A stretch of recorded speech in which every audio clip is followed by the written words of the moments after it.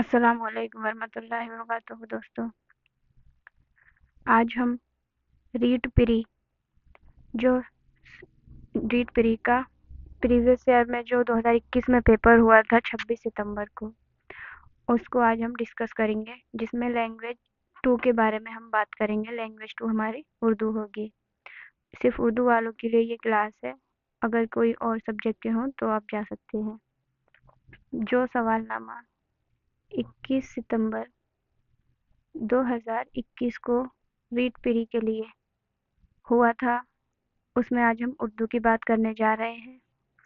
جیسا کہ آپ کو اسکرین پر دکھ رہا ہے کہ کوشچن پیپر اس طریقے کا ہوتا ہے۔ پہلے اس میں بال وکاس ایوم شکشن ودھیوں کے سوال ہوں گے۔ آپ کو کتنے سوال ملیں گے؟ 30۔ پہلے سائیکولوجی کے، اس کے بعد لینگویج 1۔ لینگویج 1 ہماری ادھکتر لوگوں کو ہندی ہی لینی پڑتی ہے، ہندی میڈیم والوں کو، ٹھیک ہے۔ اگلی جو لینگویج ہوتی ہے بھاشا 2، یہ ہماری ہوتی ہے جو ہمیں بھاشا چاہیے، تو جس میں ہم اردو کے طالب علم ہیں، اس لیے ہم اردو کو ہی چوز کرتے ہیں۔ اور اس کے بعد 60 سوال ہمیں دیکھنے کو ملتے ہیں ہماری سبجیکٹ کے۔ ہمارا گणت بھی ہو سکتا ہے، سماجک ادھین بھی ہو سکتا ہے، یا کوئی دوسرا بھی ہو سکتا ہے، ٹھیک ہے۔ اس میں کیا آپ کو سوال نمبر بھی دیکھنے ہی ہوتے ہیں۔ آپ کو اگر پہلے سائیکولوجی جو کہ سب کے لیے ہوتا ہے، وہ 30 سوال آپ کو شروع میں دیکھنے کو ملیں گے، ان کا نمبر بھی 1 سے لے کے 30 تک ہوگا۔ اور لینگویج 2، لینگویج 2 میں آپ کو 31 سے لے کے اور 60 تک سوال دیکھنے کو ملتے ہیں۔ اور لینگویج 3 میں ہمیں 61 سے لے کے 91 تک سوال دیکھنے کو ملتے ہیں، یہ سوال نمبر ہوتے ہیں۔ کئی بار کیا لوگ لینگویج 2 کی جگہ لینگویج 1 میں ہندی کر دیتے، لینگویج 1 میں تو اردو کو کر دیتے ہیں اور لینگویج 1 میں ہندی کر دیتے ہیں، ان کو کنفیوژن ہوتا ہے۔ تو آپ سوال نمبر دیکھ کے پہچان لگا سکتے ہیں کہ پہلے بھاشا 1 آئے گی، جس میں ہمارا ہندی ہوتا ہے ادھکتر لوگوں کا، اور دوبارہ میں بھاشا 2 آئے گی، جس میں ہمیں دیکھنا ہوگا کہ 61 سے 90 والے سوال ہمیں کرنے ہیں، جو کہ ہماری لینگویج ہوگی اس کے۔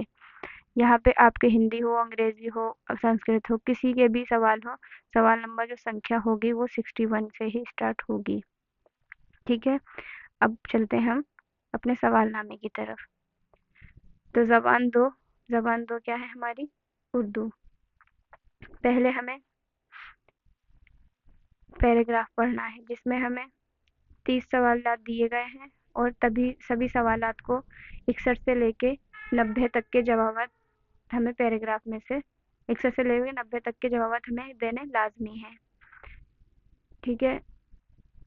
ہر سوال کے 4 حصوں میں سے ایک صحیح جواب کی نشاندہی کرنی ہے، سب ہم لوگ جانتے ہیں۔ مندرجہ ذیل اقتباس کو غور سے پڑھیے اور نیچے دیے گئے سوالات 61 سے 45 کے جوابات دیجیے۔ اب پڑھتے ہیں ہم پیراگراف۔ لوک گیتوں میں دیہات اور قصبات کی سماجی زندگی کے سارے رنگ صاف نظر آتے ہیں۔ اگر شادی کا گھر ہو تو گھر کی سجاوٹ، دولہا دلہن، مہمانوں کی سج دھج، باراتیوں کے ناز و نخرے، سمدھنوں پر کی جانے والی چوٹیں اور بھپتیاں، ساس نندوں کی تکرار، دیور بھابھی کی چھیڑ چھاڑ، رات جگے، سہرے منتیں، رخصتی، جھومر، ٹکیا، ٹیکا، مہندی، ابٹن، لال بننے اور ہریالی بننے کا سارا لباس اور تمام زیورات ان میں موجود ہیں۔ برسات کا بیان ہو تو بجلی، کوئل، مور، کوا، پپیہا، ندی نالے، تال تلیا، باغ باغیچے اور جھولے وغیرہ سب شامل ہیں۔ اور جانداروں کا ذکر ہو تو گائے، بھینس، مرغی، گھوڑا، گدھا، کتا، بلی، مکھی، گز کوئی گوشہ ایسا نہ ہوگا جو لوک گیتوں میں نہ آیا ہو۔ یہ ہو گیا ہمارا پیراگراف۔ اب جو سوال ہے، سوال نمبر 61 پڑھتے ہیں۔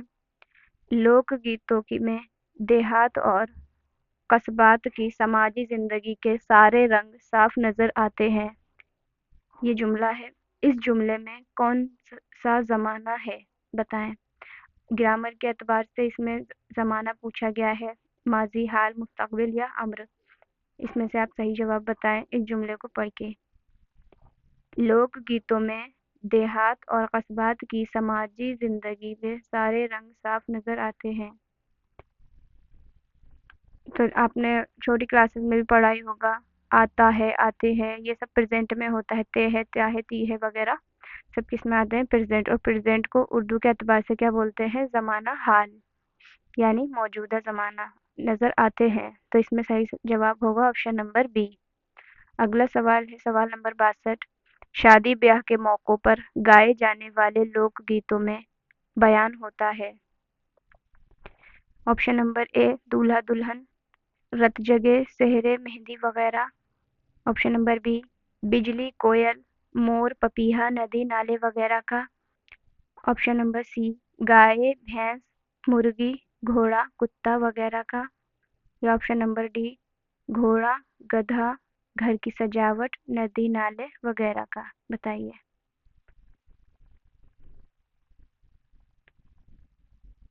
تو سوال نمبر 62 میں شادی بیاہ کے موقع پر پوچھا ہے، اس اعتبار سے ہمیں دولہا دلہن ہی صحیح جواب ہوگا آپشن نمبر اے، کیونکہ شادی میں جو چیزوں کا شادی میں جس چیزوں کی بات کری گئی ہے تو ہم اسی کے اعتبار سے جواب دیں گے۔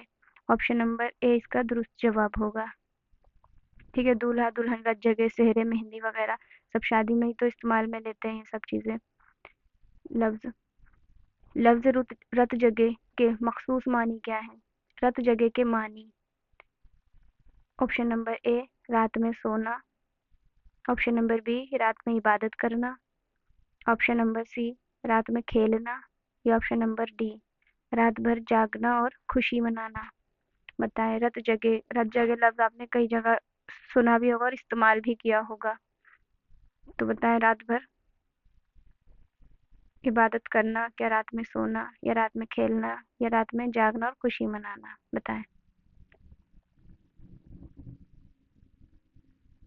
سوال نمبر 63 کا جو صحیح جواب ہے وہ ہے آپشن نمبر ڈی رات بھر جاگنا اور خوشی منانا اس کا صحیح جواب ہوگا۔ اگلا سوال نمبر 64۔ رخصتی، ہریالی، بنی، زیورات، بجلی، باغ باغیچے، ندی نالے، جھولے کا بیان ان لوک گیتوں میں ہوتا ہے۔ شادی اور برسات کے متعلق لوک گیت، شادی اور جانداروں کے متعلق کوئی لوک گیت، جانداروں اور برسات کے متعلق لوک گیت، یا قصبے، شہروں اور جانداروں کے متعلق لوک گیت؟ بتائیں۔ سوال نمبر 64 کا صحیح جواب۔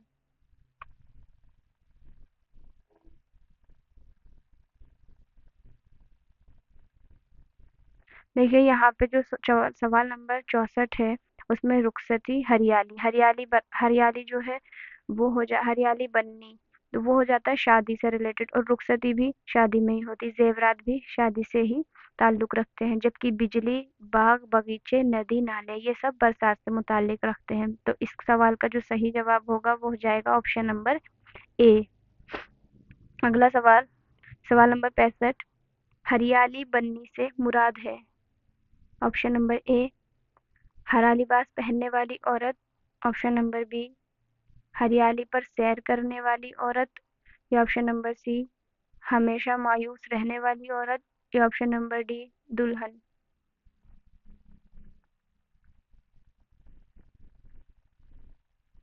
سوال نمبر 65 کا جو درست جواب ہے وہ ہے آپشن نمبر ڈی، یعنی کہ دلہن۔ ہریالی بننی کسے بولتے ہیں؟ دلہن کو۔ اگلا ہے پیراگراف۔ اس میں سے 66 سے لے کے 70 تک، 66 سے لے کر کے 70 تک کے سوال کے جواب دینے ہیں۔ دیکھیے 30 سوال آتے ہیں، 30 میں آپ کے 2 پیراگراف آ چکے ہیں ابھی، ٹھیک ہے، 5 نمبر کے، کتنے نمبر ہو جاتے ہیں ہمارے؟ 10۔ پڑھتے ہیں پیراگراف۔ گوتم کے ماتھے کی شکن، نانک چشتی کا تن من، نہرو گاندھی کا مسکن، ظلمت میں پرنور گرن، ودوانوں کی خان وطن، میرا ہندوستان وطن، الفت کا پیغام ہے یہ، قدرت کا انعام ہے یہ، سب کو رنگی جام ہے یہ، ہر دل کا آرام ہے یہ، خوشیوں کا اعلان وطن، میرا ہندوستان وطن۔ سوال نمبر 66، اس نظم میں لفظ گوتم سے مراد ہے؟ دیکھیے لفظ گوتم اسٹارٹ میں ہی آیا ہے، پہلا لفظ گوتم ہی ہے، گوتم کے ماتھے کی شکن، نانک چشتی کے تن من۔ تو اس نظم میں جو لفظ گوتم سے مراد کیا ہے؟ گوتم رشی، گوتم گمبھیر، گوتم بدھ یا گوتم گووندا؟ بتائیں گوتم سے کیا مراد ہے؟ سوال نمبر 66 کا جو صحیح جواب ہے وہ ہے آپشن نمبر سی، گوتم بدھ۔ ٹھیک ہے، یہاں پہ سبھی مہاپروشوں کا نام لیا گیا ہے، تو ان میں گوتم بدھ صحیح جواب ہوگا آپشن نمبر سی۔ اگلا سوال ہے سوال نمبر 67، لفظ مسکن کے معنی ہیں مسکین، غریب، مسکراہٹ، مکان۔ بتائیں سوال نمبر 67 کا جو صحیح جواب ہے وہ کیا ہے؟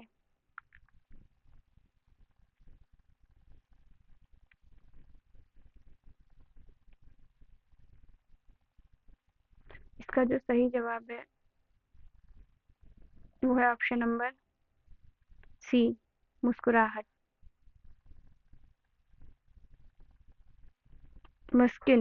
اس کا جو صحیح جواب ہے وہ ہے آپشن نمبر ڈی، مکان۔ اگلا سوال نمبر 68، لفظ ودوانوں کا اردو میں ترجمہ ہوگا؟ Option number a Alam, option number be علماء، یا آپشن نمبر سی عالم، یا آپشن نمبر ڈی رہنے والا۔ بتائیں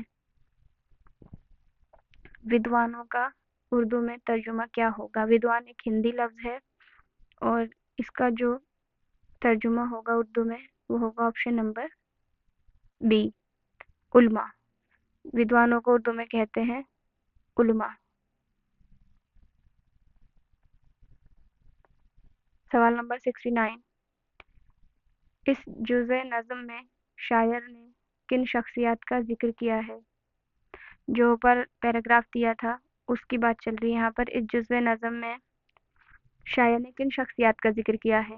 آپشن نمبر اے گوتم بدھ، گرو نانک، خواجہ معین الدین چشتی، مہاتما گاندھی، نہرو، یا option number be Gautam Buddha, Jawahar Lal Nehru, Ram Chandra G, Gautam Rishi, option number C Ashok Azam, Gautam Buddha, Guru Nanak, Nehru G, Gandhi G, option number D Guru Nanak, Ram Chandra جی، گوتم بدھ، خواجہ معین الدین چشتی۔ بتائیں پیراگراف کے اکارڈنگ آپ کو کس کس کا ذکر اس میں کیا گیا ہے؟ تو اس میں ہے گوتم یعنی گوتم بدھ، گرو نانک، چشتی، نہرو، اور نہرو کے ودوان یہی سب ہیں بس۔ تو اس حساب سے جو ہمارا صحیح جواب ہے وہ ہے آپشن نمبر اے گوتم بدھ، گرو نانک، چشتی اور مہاتما گاندھی۔ اگلا سوال ہے سوال نمبر 70، اس نظم میں کس ملک کا ذکر کیا گیا ہے؟ تو اس میں آپشن پڑھنے کی بھی ضرورت نہیں ہے، آپشن نمبر سی۔ تو اس میں آپشن نمبر سی ہم ہندوستان، میرا ہندوستان وطن ایسا کر کے لائن ہے۔ اگلا سوال نمبر 71، ان میں سے صحیح املا ہے؟ دیکھیے یہ املا جو آپ نے سلیبس دیکھا ہوگا اس میں لسانی تشکیل وغیرہ جو بھی ہے اور الفاظ معنی یہ سب ہے نا، لفظ و معنی یہ سب انہی میں سے سوال بنے ہیں۔ یہ صحیح املا جمین، آپشن نمبر بی زمین، آپشن نمبر سی زمین، یا آپشن نمبر ڈی زمین۔ دیکھیے سب تلفظ کے اعتبار سے ایک جیسے لگ رہے ہیں پر آپ کو حروف کے اعتبار سے دیکھنا ہے کہ زمین کیسے لکھا جاتا ہے۔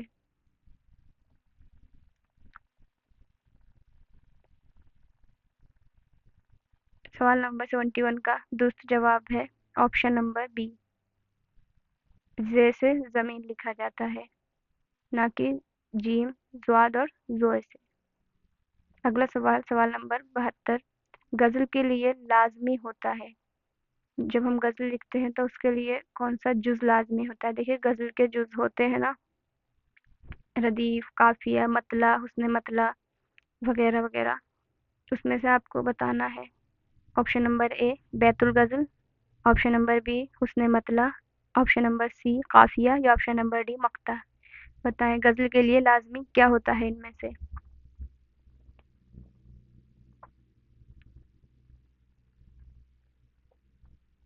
इसमें जो सही जवाब है वो है ऑप्शन नंबर सी काफ़िया। देखिए बैत उल गज़ल, ठीक है, बैतुल गज़ल बोलते हैं गज़ल के सबसे अच्छे शेर को। और गज़ल में शायर आखिरी शेर में अपना तखल्लुस इस्तेमाल करता है या अपना कलमी नाम इस्तेमाल करता है, उस शेर को क्या बोलते हैं? मक्ता। और गज़ल का पहला शेर जिसके दोनों मिसरे हम काफ़िया और हम रदीफ़ होते हैं, मिसरा बोलते हैं एक लाइन को, ठीक है? और शेर कितने मिसरों का होता है? 2 मिसरों का एक शेर बनता है जिसमें दोनों मिसरे हम रदीफ़ और हम काफ़िया होते हैं, उनको क्या कहा जाता है? मतला। लेकिन अगर गज़ल में एक शेर के अलावा दूसरा शेर भी सेम आ जाता है, यानी कि उसका भी मतला रदीफ़ और काफ़िया होता है अगर दूसरे शेर में भी, तो उसको कहा जाता है हुस्न मतला।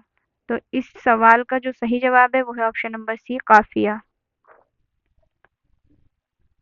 अगला सवाल, सवाल नंबर 73, बराबर से बचकर गुजर गुजर जाने वाले, ये नाले नहीं बेअसर जाने वाले। इस शेर में मुस्तअमिल लफ्ज़ नाले के क्या मानी है? ऑप्शन नंबर ए छोटी नदी, option number B अज़ारबंद, option number C शोर फगा या ऑप्शन नंबर डी घोड़े की नाल। बताइए नाले लफ्ज़ का क्या मानी है?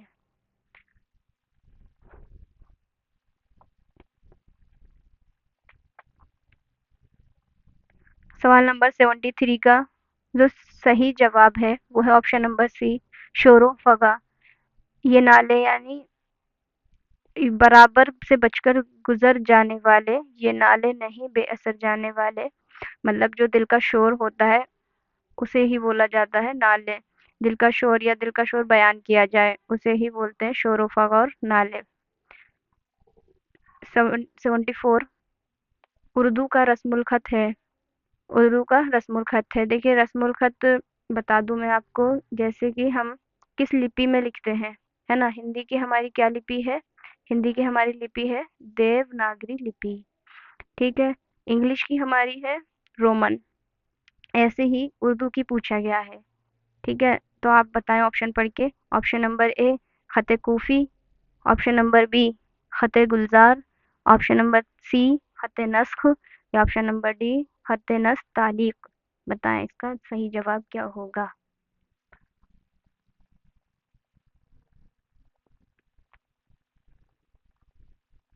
सवाल नंबर 74 का जो सही जवाब है वो है खत Nastaliq, option number D. Urdu का जो रस्मुल खत है वो है खत नस्तालीक। अगला सवाल, सवाल नंबर 75, तशबीब ब्रैकेट में नसीब किस सिनफ़ सुखन का जुज़ है? Option number A कसीदा, option number B ghazal, option number C मरसिया, option number D मसनवी। Tashbib या नसीब किस सिनफ़ सुखन का जुज़ है? तो देखिए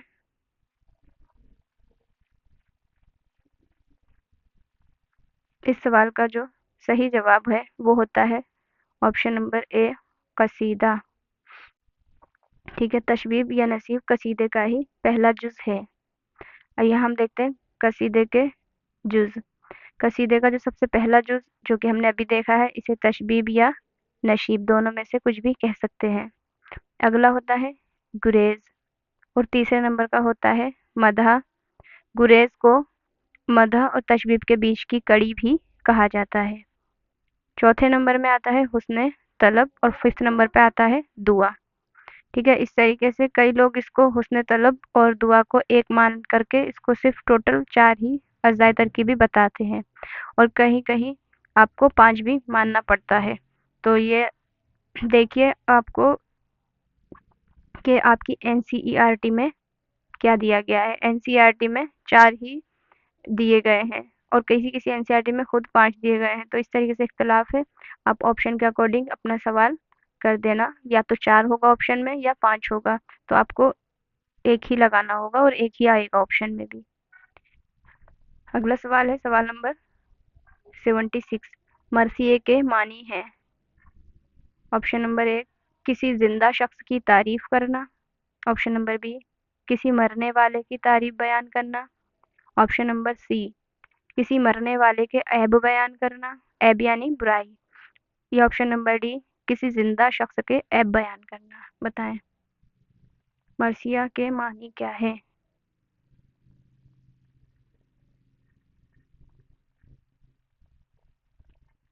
سوال نمبر 76 کا جو صحیح جواب ہے وہ ہے آپشن نمبر بی کسی مرنے والے کی تعریف بیان کرنا. اگلا سوال نمبر 77 یعنی 77. حروف کا کے کی نے حروف کی قسم ہے. حرف عطف، حرف تخصیص، حرف ربط یا حرف فزائیہ. بتائیں ان چاروں میں سے کون سا صحیح جواب ہے؟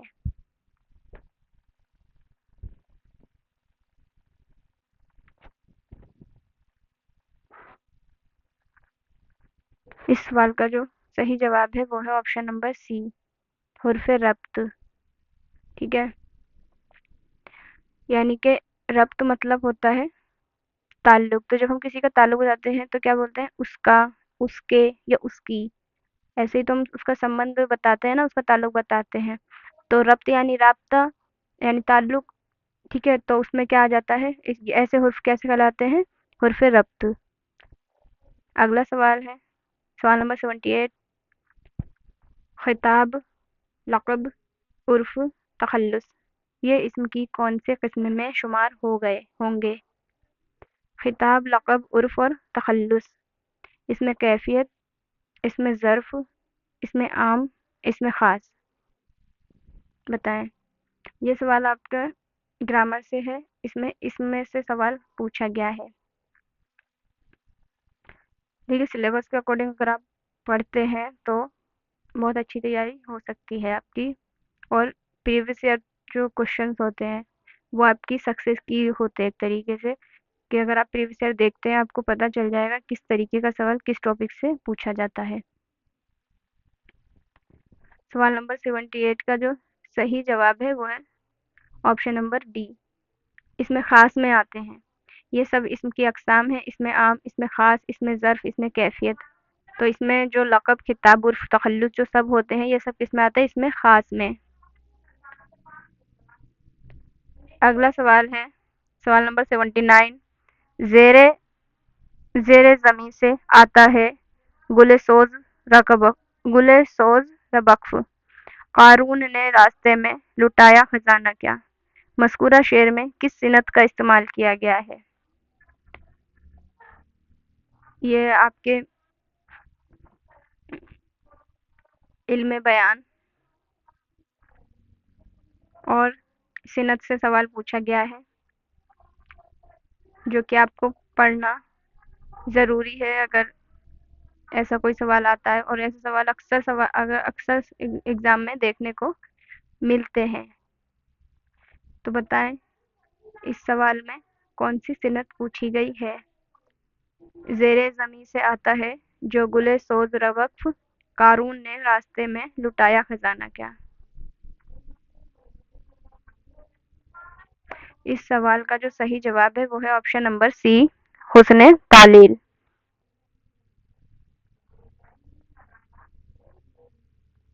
اگلا سوال ہے سوال number 80.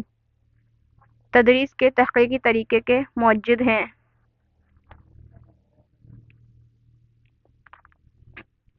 Option number A professor Armstrong.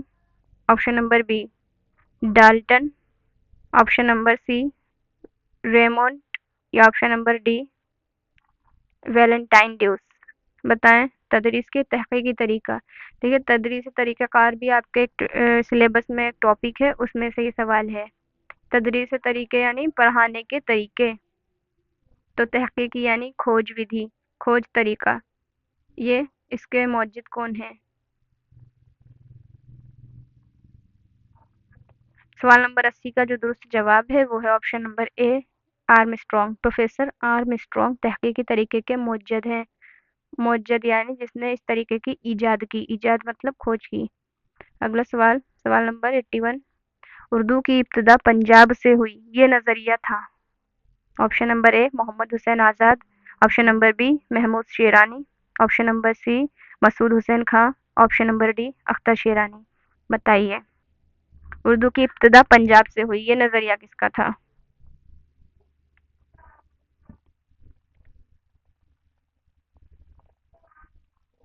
دیکھیے اردو جب ابتدا ہوتی ہے تو الگ الگ جو بھی یہ ہوتے ہیں ادیب، ان کے الگ الگ نظریے ہوتے ہیں کہ کوئی کہتا ہے اردو سندھ سے نکلی ہے، کوئی کہتا ہے اردو برج بھاشا سے نکلی ہے. سب کے الگ الگ مختلف طریقے کے نظریات ہوتے ہیں، جس میں سے ایک ہم سے پوچھا گیا ہے کہ اردو پنجاب سے نکلی ہے، یہ کس نے کہا ہے؟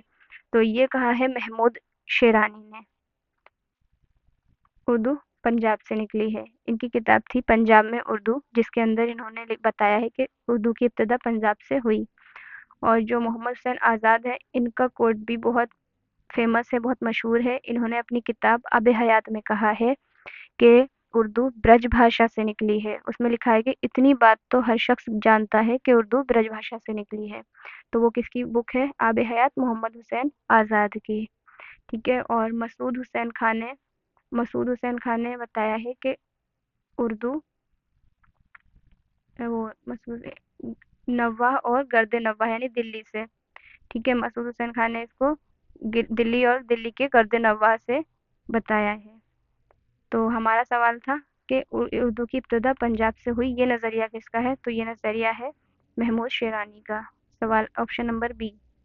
اگلا سوال، ان میں سے کس مرکب میں حرف قمری کا استعمال ہوا ہے؟ ٹھیک ہے. عبدالستار، عبدالصمد، زیب النساء یا عبدالجبار. عبدالستار، عبدالصمد، زیب النساء یا عبدالجبار. بتائیں. تو دیکھیں مرکب حرف میں حرف قمری وہ لفظ ہوتے ہیں جن کے ساتھ الف اور لام کو پڑھا جاتا ہے. زیب النساء. دیکھیے یہاں پہ الف لام آپ کو لکھا ہوا تو دکھ رہا ہے لیکن پڑھنے میں نہیں آ رہا. زیب النساء. ایسے ہی عبدالستار الف اور لام کہیں پہ پروننسیشن یعنی اچارن یعنی کہ تلفظ میں کہیں بھی الف لام کو نہیں پڑھا گیا. عبدالستار. زیب النساء. عبدالصمد. یہاں پہ عبدالجبار، بس یہاں پہ الف اور لام کو پڑھا گیا. عبدالجبار. اس طریقے سے صحیح جواب ہے وہ ہے آپشن نمبر ڈی. اگلا سوال ہے سوال نمبر 83.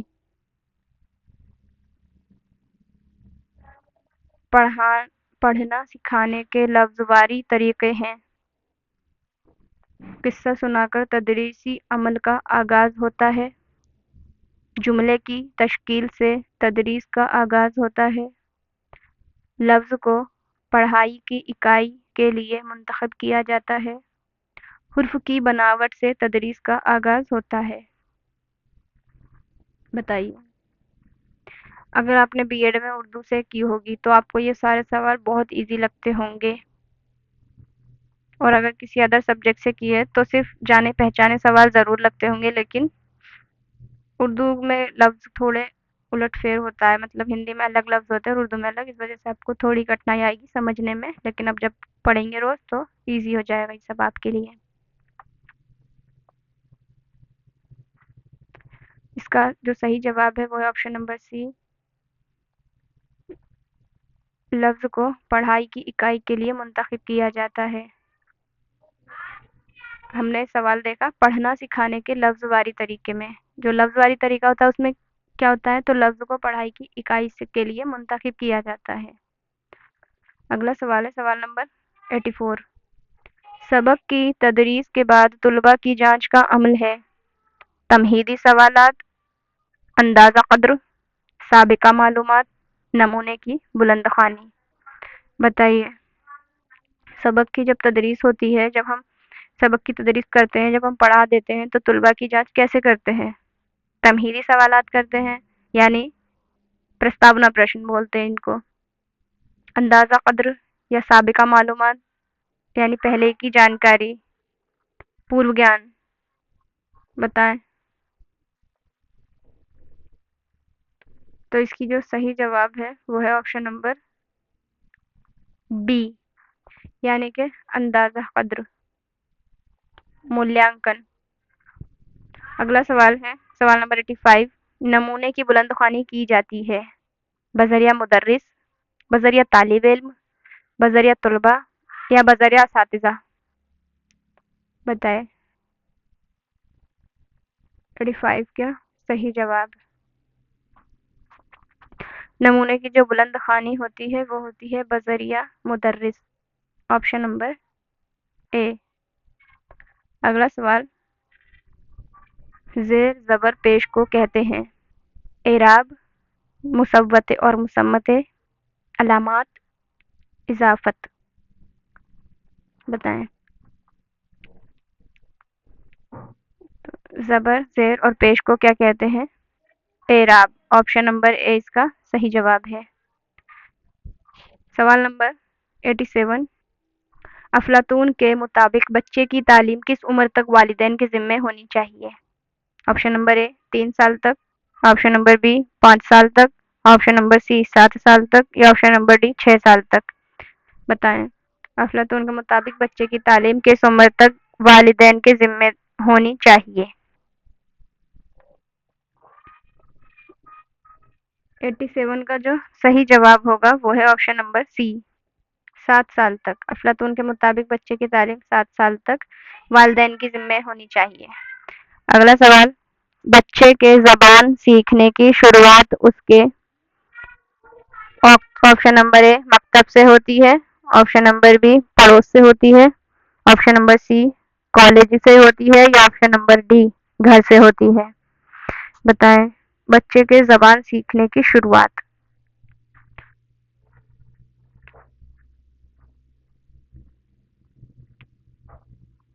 तो देखिए, आप देखा ही होगा, ये तो प्रैक्टिकल है। हमारे घर में बच्चे होते हैं तो वो घर से ही सीखते हैं बोलने की शुरुआत, ज़बान सीखने की शुरुआत घर से ही होती है। ऑप्शन नंबर डी इसका सही जवाब है। सवाल नंबर 89। उर्दू पढ़ना सिखाने के जुमलेवारी तरीके में उर्दू कवायद की ज़रूरत होती है, उर्दू कवायद की कोई ख़ास ज़रूरत नहीं होती, लफ्ज़ को पढ़ाई की इकाई के लिए मुंतखब किया जाता है, लफ्ज़ अलहदा से भी मुंतखब किया जा सकता है।